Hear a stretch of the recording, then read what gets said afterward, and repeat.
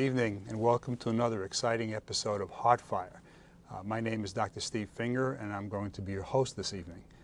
Tonight's episode is different from our usual fare, which generally concentrates on politics. This evening we have a guest from Boston, Mr. Charles Antonelli, who is very active in the movement to prevent neonatal male circumcision.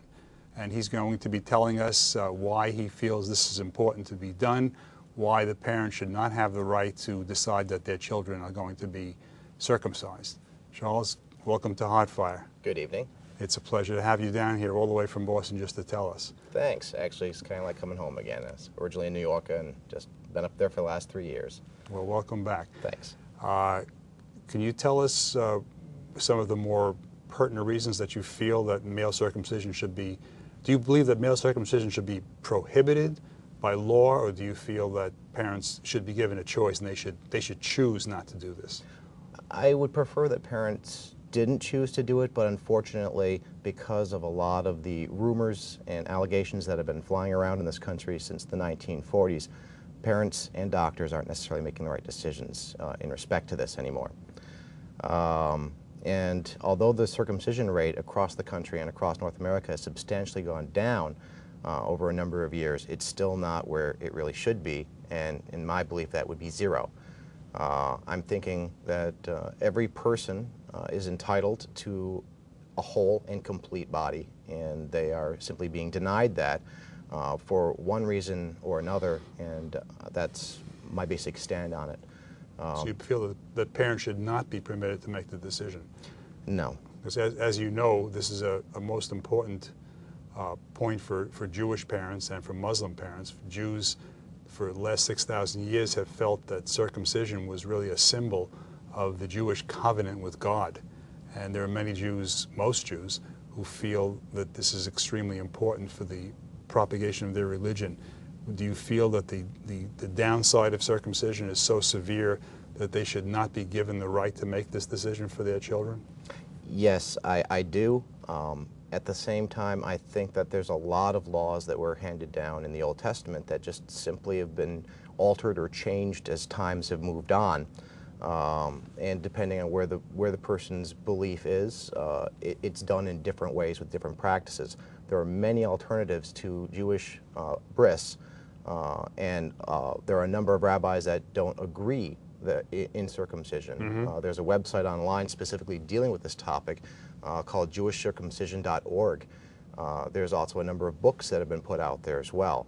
So you're saying that not all Jews want to have their children circumcised, but the ones that do, you feel the government should involve itself and prohibit them from doing that? Yes. Okay. Could you tell us why you feel this strongly?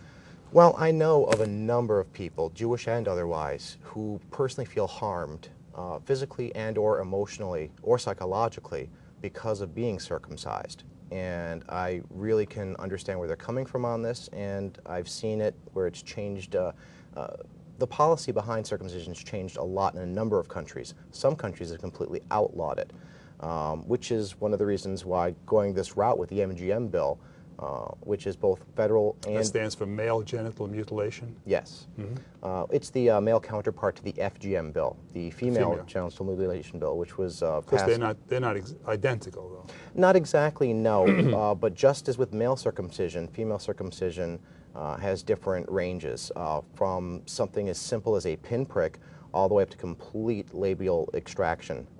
And all of that, including just a pinprick, for a blood covenant, has been federally outlawed in this country 10 years ago as of March 2006.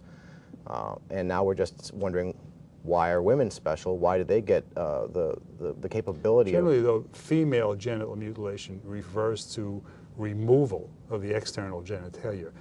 Nobody advocates male circumcision removing the penis, so they're not really exactly similar situation.